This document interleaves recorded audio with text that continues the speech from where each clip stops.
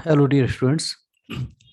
Myself, Dr. Kapil Chaturvedi, Associate Professor, Department of Computer Science and Engineering, Sagar Institute of Research and Technology, Sage Group Bhopal. In this lecture, we will discuss the fundamentals of Java as well the object-oriented features of Java under your subject Java programming.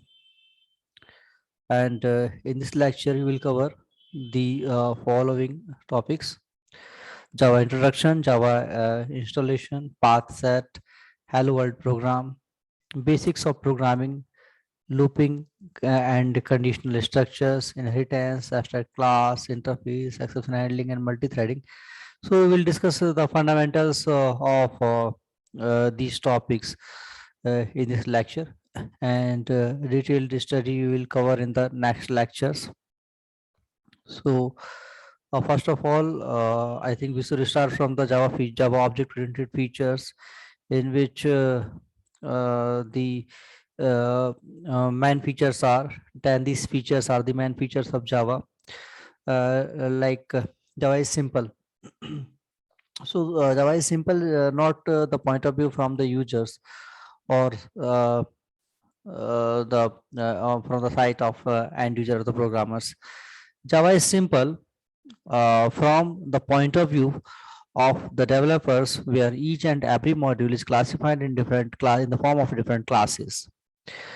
Because Java is pure object-oriented programming language. So if you have to implement any of the logic in Java, then we'll have to create the class.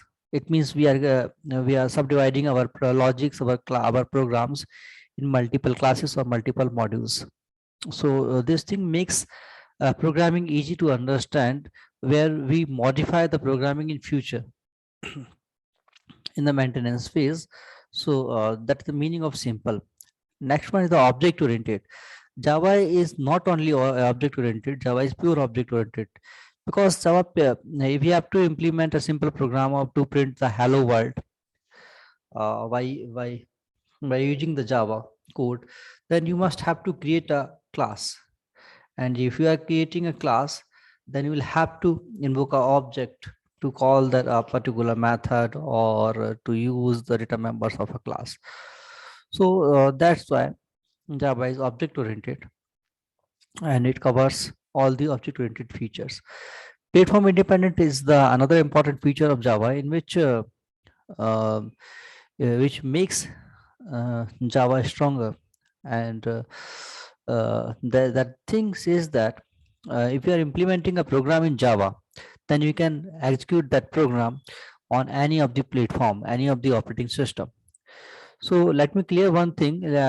We should keep in mind one thing very clearly. If you are saying that one of the programming language or the Java is pure object-oriented programming language, it means we cannot say that the source code of Java is pure is platform independent. The bytecode is platform independent. Bytecode is the responsibility of platform independent is bytecode, Java's bytecode. So we'll understand that thing in further lectures, where you see that when we compile the Java's program, we got a class file which contain the bytecodes, and that bytecodes is responsible for platform independence. Next is secure language. Java is secure language. If we have to give the answer of that question in single line, then we can say that Java use the internal firewall for uh, for the programs implemented in Java to provide security, and also that provide seven different level of security to provide the secure environment of that programs. Robust, it means Java is fast. Java is fast because Java is dynamic. Each and every activity of Java is dynamic, and Java provides many of the APIs, which is also very optimized to and whenever we implement a program in Java, so we use that APIs, we use the dynamic concept of Java, we use the object-oriented features, we use the platform independent feature of Java. So that features makes Java robust. Architecture neural, it means if we are implementing a big program, if we are implementing a big software project in Java, so you see that you'll have to create different classes, and you subdivide your program in multiple parts, multiple modules, and you see that each and every activity of Java is in a well defined architecture. Interpreted language, it means Java's program will never be compiled. Java's program follow or to use the interpreter to convert that program source code to into the byte code. So Java is an interpreted language. Next one is multi-threaded language. Feature is Java is multi-threaded language. In this, you see that you know very well that what is multitasking. So multitasking is a feature where you run Word, Excel, PowerPoint at the same time on Windows. When you know, whenever you know that Word, Excel, PowerPoint are the different programs, and we use that program on a same time. It means operating system or the processor execute these multiple programs on a same time. And also we know that Java operating system or processor will never execute multiple processes on a same time.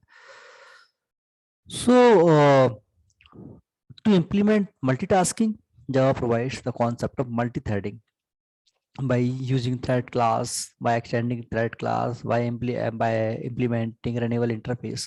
So it provides many of the way to implement multi-threading very easily, very simply. And a distributed language, it means you can implement the remote method invocation based application by the using Java that features the socket classes and different features and different APIs to implement remote method invocation method or the distributed application.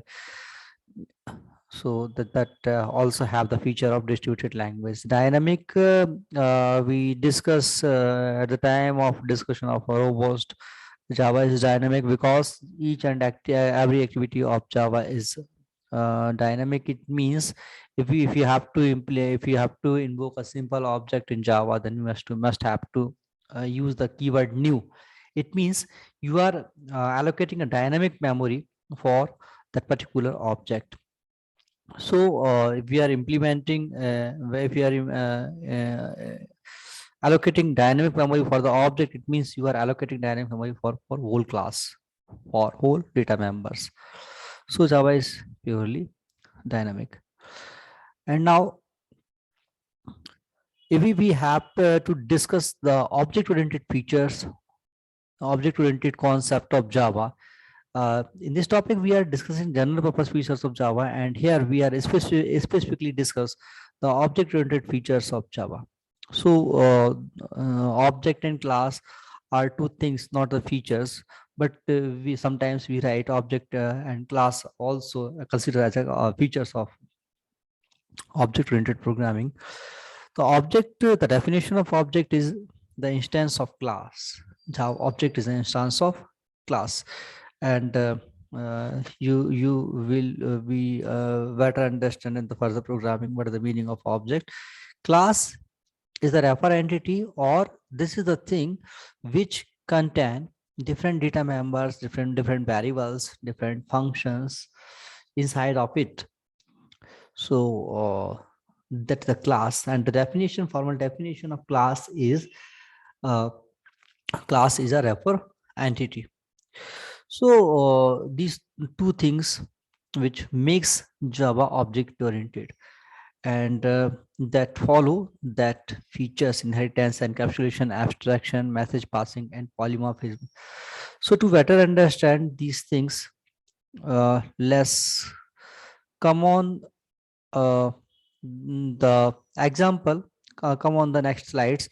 First of all, we'll have to understand object and class. So class is a entity, wrapper entities. Class is a wrapper entity which encapsulate the functions, the methods, or the data members inside of it. So this is the class. This is simply class. And to invoke that, we'll invoke the object of class. So simple obj1, obj2, like this will implement, we will invoke the objects. So this is the example of a class, simple class.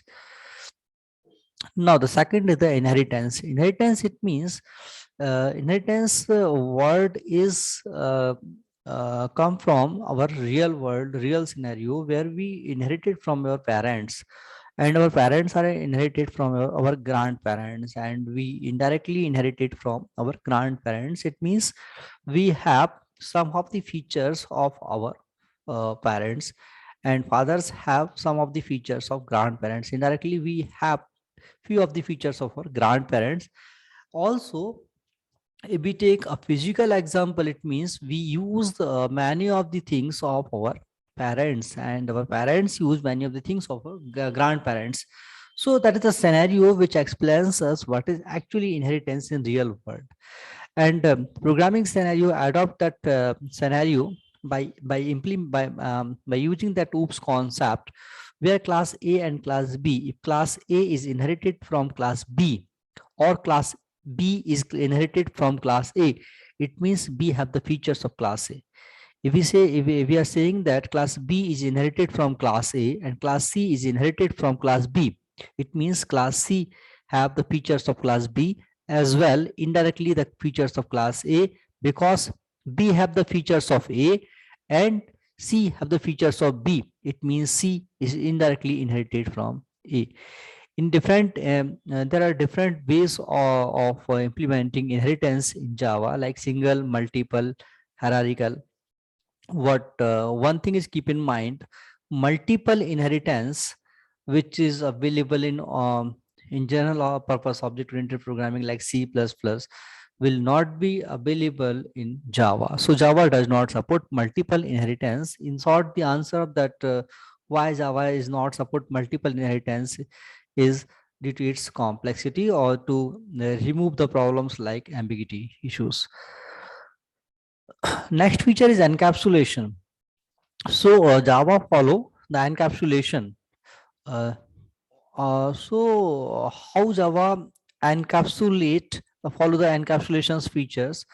So I always take an example of capsule which encapsulates the medicine. We know that that is capsule. Which why we say that that is capsule, because it encapsulates the medicines.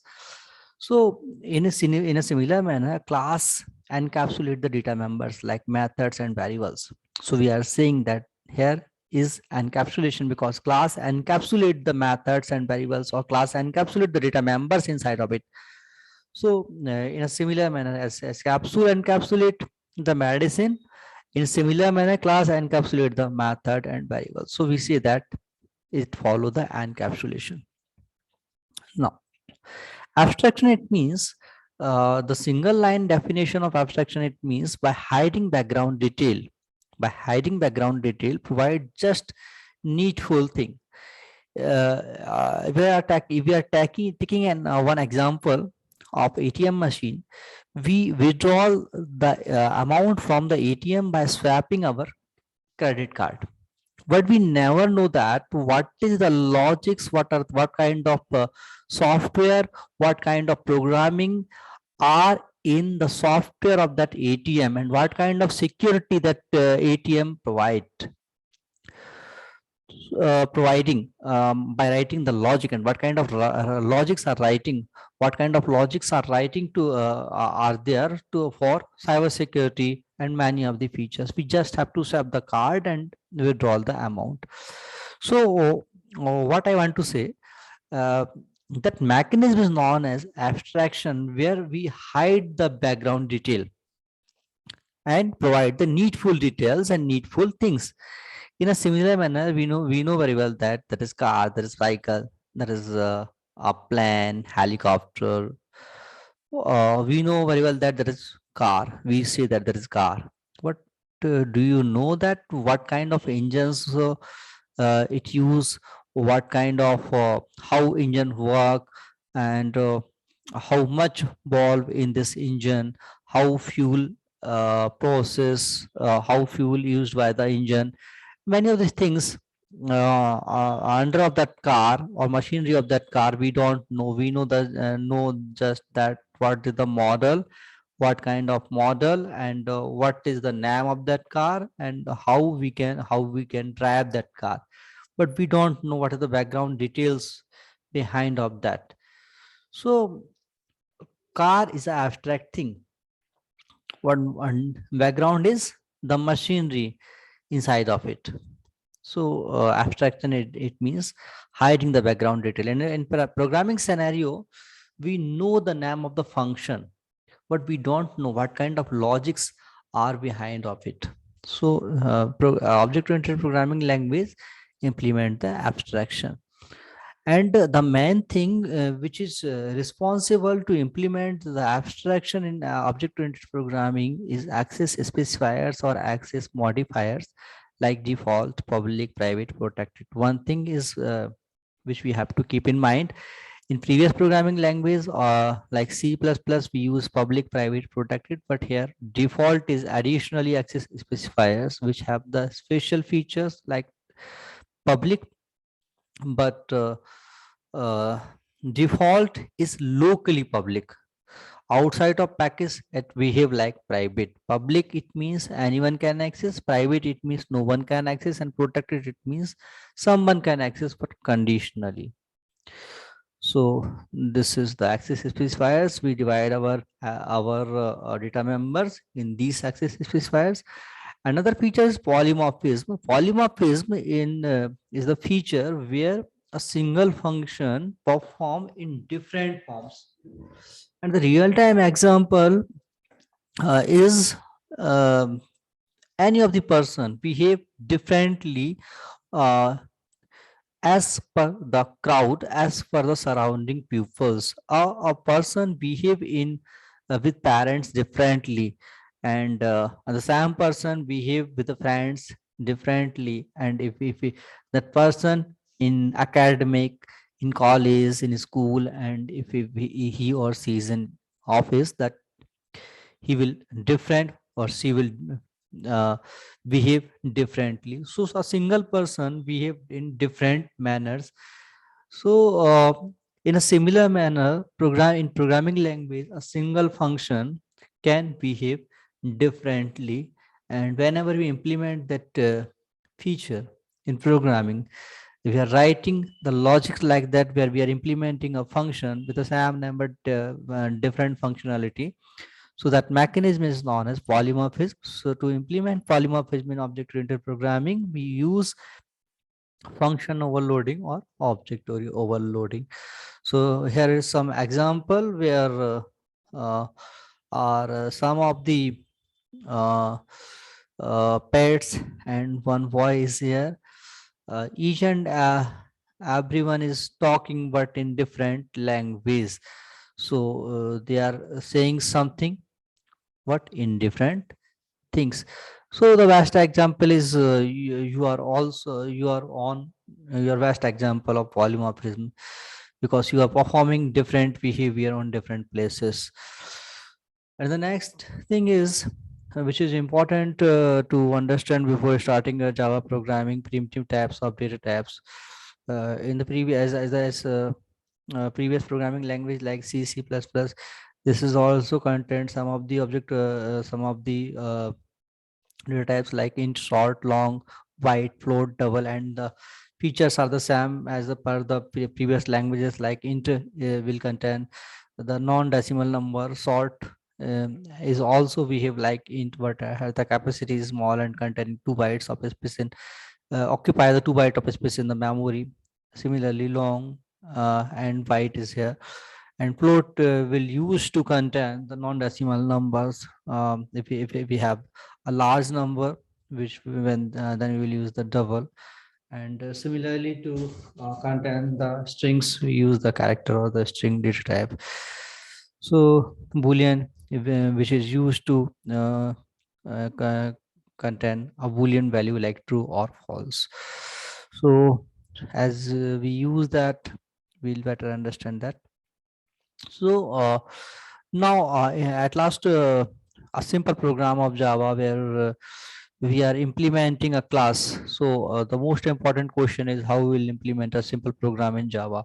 So simply to implement a simple program in Java, you will just have to create a class with name, any of the class name. So class and class name, You may use the public, that's the optional part. If you are not using that, no issue. You can just write class hello. So class hello, and inside of it we are making public static void main, and passing a parameter of a string type, receiving a command line argument here, and simply write system.out.println hello world. So the understanding which you have to the thing which you have to understand, we are using here main function similar to the C++, but that main function is not just void. That function is public and static also. Public, it means we will have to call that function outside of that package. Static, it means we will have to use that man function, man method, without invoking object. But it means that will not return any value. Man is the function which is called by the Java runtime environment or operating system. Arg is a command line argument which is of type string, and system.out.println is similar behave like cout, which is used to print a message, and hello world is a message. So this is the syntax which you have to print a message in Java. So this is a simple class to print hello world program on console, and simply to run that program, we'll have to save your program with hello.java name, and you'll have to use command java c. You will have to command java c to simply compile the program, and use java command to um, execute that program. So this is all about the simple Java object-oriented programming language features and fundamentals, and the object-oriented features of that. As well, we discuss a simple Java program to print a hello message on the console. In the next lecture, we will discuss how to set the path of Java, and also we'll discuss the advanced topic like looping, inheritance, abstract class, interface, and many more. Thank you.